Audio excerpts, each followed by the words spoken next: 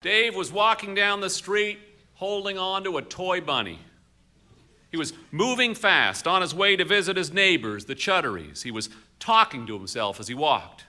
He was trying to remember something before he got to their house, something he needed to remember, something he couldn't remember. He was almost there and it was driving him nuts. What he was trying to remember was how the story began. The story began like this. At night, there are bunnies. Dave stopped and stared at the toy bunny that he was holding and smiled. That's how it began, said Dave. Down the street, less than a block away, Amir Chuddery was talking to himself too. He's coming here, Amir was saying as he paced around his living room. He's coming here, said Amir to his wife Rashida, to our house right now. He said he could help our daughter, said Rashida. How could he help Fatima, said Amir. If her own father cannot help her, how can he help her? He would jolly well give anyone nightmares, that one. Amir, said Rashida, you said your own self that we were ready to try anything. Rashida nodded to the window. Dave was coming up their walk. It's a little late to change your mind now. The Chuddery's doorbell rang. I didn't mean anything this extreme, said Amir, waving his hands in the air frantically. Remember, Fatima, this is the man who was in charge of the punch at Polly Anderson's Christmas party.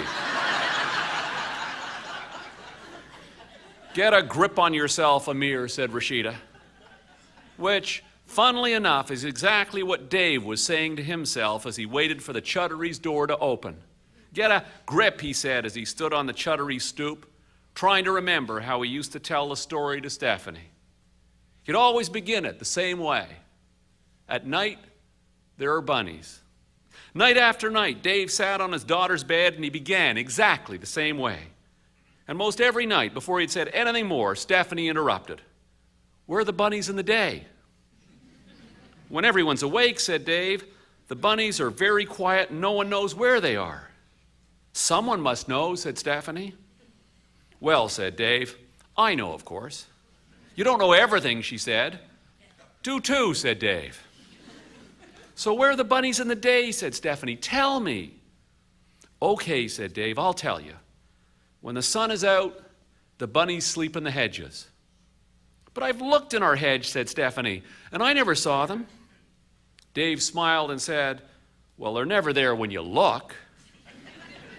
That's not fair, said Stefanie. You're absolutely right, said Dave. It's not fair at all. I hate it. And Stefanie said, okay, start again. And Dave would start at the beginning. At night, there are bunnies. And when everyone's asleep, the bunnies come from the hedges and hop quietly from house to house. Sometimes Stefanie would say, what do the bunnies wear? They wear, said Dave, overalls. Overalls that have a hole for their tails and a label on their bum that says, for bunnies only. And they carry backpacks. And in the backpacks, said Stefanie, the bunnies carry dreams. That's right, said Dave. In the backpacks, the bunnies carry dreams. And they carry dreams because they're dream bunnies, said Stefanie. That's right, said Dave. The dream bunnies. And this is the story of the dream bunnies. This is the story of the dream bunnies who come quietly out of the hedges when everyone's asleep and hop softly from house to house and nuzzle the children in their beds with their whiskers. And anyone who gets nuzzled only gets sweet dreams because the dream bunnies only carry sweet dreams in their backpacks. Honest, said Stefanie, sitting up. I give you my word, said Dave. One night she asked, what do they eat? Ice cream, said Dave. Rum and raisin.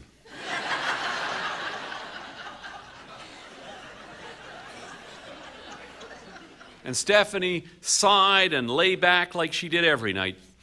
Lay there thinking of the dream bunnies who wore for bunnies only overalls and who ate rum and raisin ice cream and who came out of the hedges and nuzzled the sleeping children with their whiskers.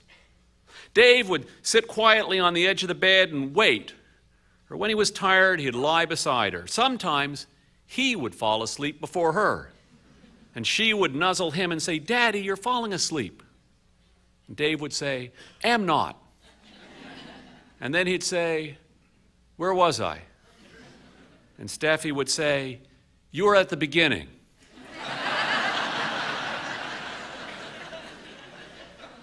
That was one of the rules. If he didn't know where he was, he had to start wherever she told him. So he'd start at the beginning again.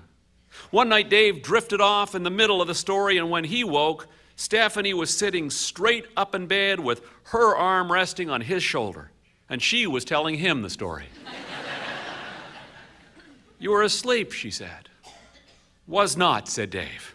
"I was just resting my eyes." "You were snoring," said Stefanie. They told the story over and over again because it worked. The story about the dream bunnies stopped Stefanie's nightmares. The Christmas she was 5, Dave bought her a velour bunny. He tiptoed into her room and he tucked it under her arm while she was sound asleep. When she woke up, she saw that she was holding a bunny. When she came downstairs, her bunny was still tucked under her arm. She carried it around all morning, carried it around as if she had owned her bunny for years.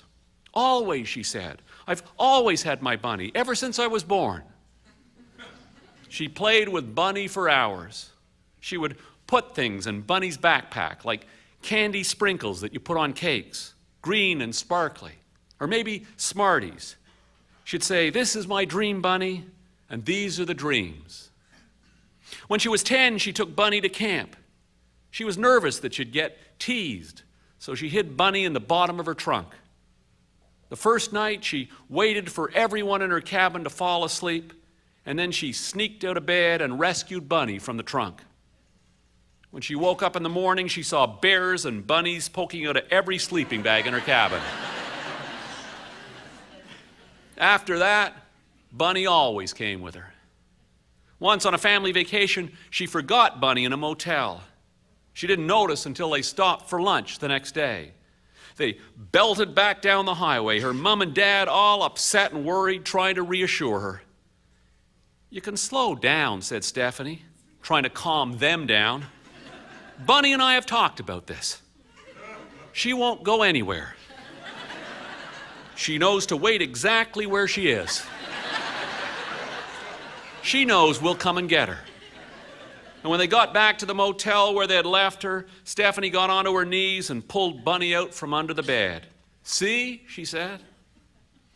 Long after Stefanie was too old to be carrying around a velour bunny, Bunny went with her.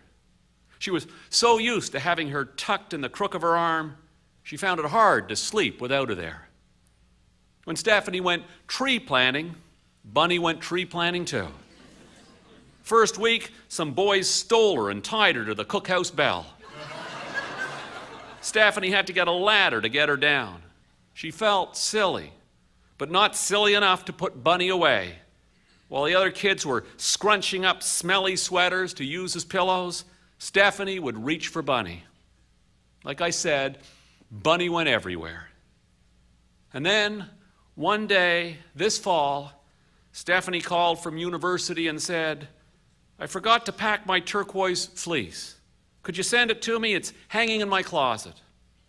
And that night after supper, Dave went into Stefanie's room looking for the fleece, and there was Bunny, lying on top of a shoebox, beside a pile of dirty laundry.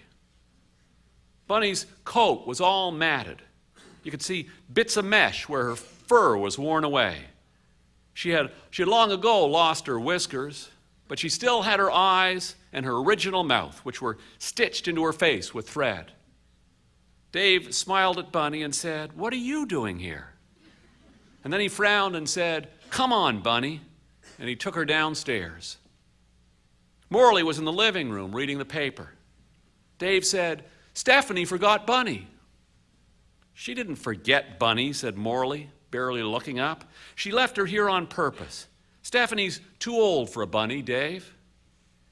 Dave said, "Stefanie isn't too old for a bunny. No one's too old for a bunny. She always takes Bunny. She forgot. Right, Bunny?" Dave held Bunny out in front of him like a puppet. Bunny began to nod dramatically. "See," said Dave. Morley said, "Dave, put Bunny back where you found her. You shouldn't be snooping in Stefanie's cupboard. You can ask her about Bunny when she comes home." Dave said, "I wasn't snooping." But he put Bunny back in the closet like he was told. That night, he couldn't sleep. He was worried about Bunny locked in the closet.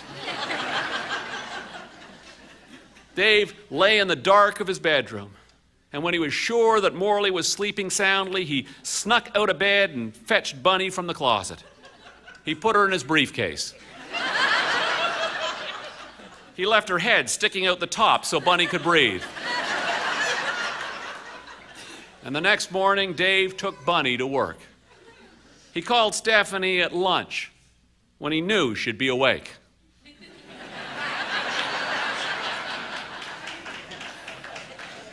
He said, "Hi, how are you?" Stefanie said, "Oh, what time is it?" Dave said, "I have your turquoise fleece." Dave said, I thought I could drive it up instead of mailing it." He didn't mention he was bringing Bunny with him. It was dark when he arrived. He parked his car on the street. When he looked up, he could see Stefanie in her apartment window. She was wearing an apron. She was lighting candles. There was a bottle of wine on the table. Stefanie was cooking him dinner.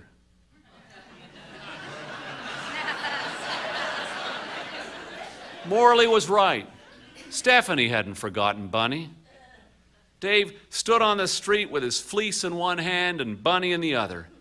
He looked down at Bunny and said, "Sorry, Bunny," and he put her back in the car.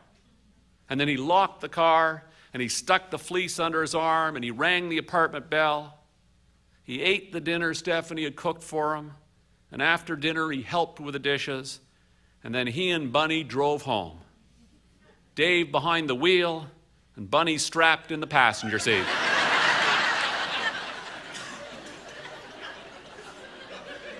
Halfway home, they switched.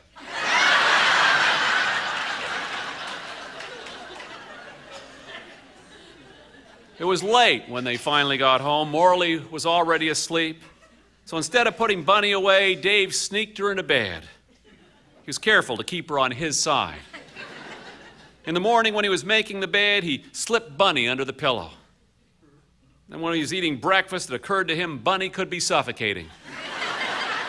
He ran upstairs and gave her mouth-to-mouth resuscitation.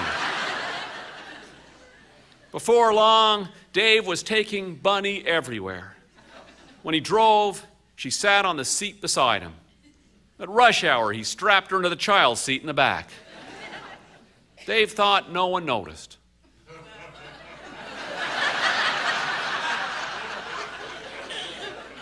Sam noticed, and Sam didn't know what to think. Sam said to his friend Murphy, who knows what to think about everything, "My dad's taking a dream bunny with him wherever he goes." It's getting embarrassing. Murphy says, "Does your mother know?" Sam said, "Of course not." And Murphy said, "Then don't worry about it. This sort of thing happens to men your dad's age. It's just a stage. He'll outgrow it." It was Murphy who spread the word through the neighborhood. He didn't mean to.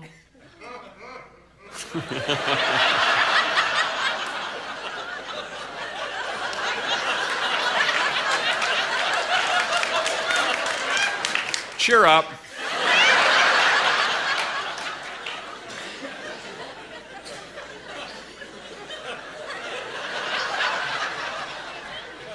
One day his mom asked Murphy about Sam, and Murphy said, "Sam's worried about his dad.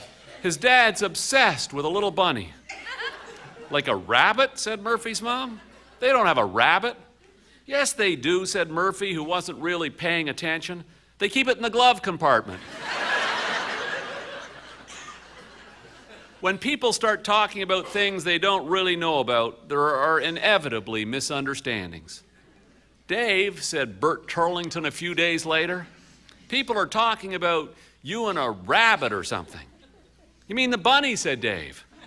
I just took it to the dry cleaners this morning. You took it to the dry cleaners, said Bert. I was going to wash it at home, said Dave, but I couldn't bear to put her in the dryer. And I had to do something. She was starting to smell. You don't think the chemicals will hurt her, do you? When Bert told his wife, Mary, what Dave had said, Mary called Morley right away. Morley, said Mary, I just heard some stuff about this rabbit. We have to do something. You're telling me, said Morley. He's been sneaking it into bed with us.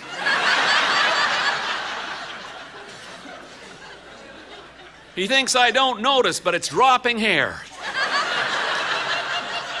And it smells. I told him he had to get it cleaned. That night, Dave and Morley were sitting on their couch watching the news.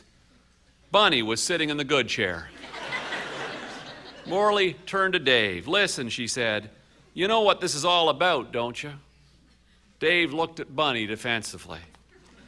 I know it's silly, he said. I just feel sad for Bunny. It's like no one needs her anymore. Are you sure this is about Bunny, said Morley. Dave didn't say anything. He kept lugging Bunny around for a few weeks, but it didn't feel right anymore. Finally, he put her back in Stefanie's closet. And then one afternoon, a few weeks ago, Morley met Rashida Chuddery in the park. And that night at dinner, she said, Rashida's daughter, Fatima's having nightmares. Dave shrugged. They'll pass, he said. Remember Stefanie? Yes, said Morley, I do. And that's how Dave ended up on the doorstep of Rashida and Amir's house last Thursday night. And that's how he ended up on the Chuddery's couch with the Chuddery's daughter, Fatima, sitting beside him. Could you hold this for me, he said, handing Fatima Stefanie's velour bunny. Fatima nodded shyly. Fatima's a very shy girl. But she took Bunny and she cuddled Bunny close to her chest with one bunny arm over her arm and one bunny arm under. And Dave smiled and took a deep breath and he said, do you know at night there are bunnies? And Fatima shook her head. And Dave said, it's true. And I'm going to tell you the story of the dream bunnies who come quietly out of the hedges when everyone's asleep. They hop softly from house to house, and they nuzzle the children in their beds with their whiskers. And anyone who gets nuzzled only gets sweet dreams, because the dream bunnies only carry sweet dreams in their backpacks. And Fatima said, how do we know they're dream bunnies?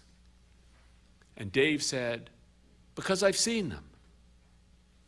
And Fatima said, what do the bunnies eat?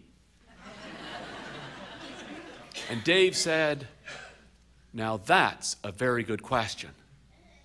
They eat baklava.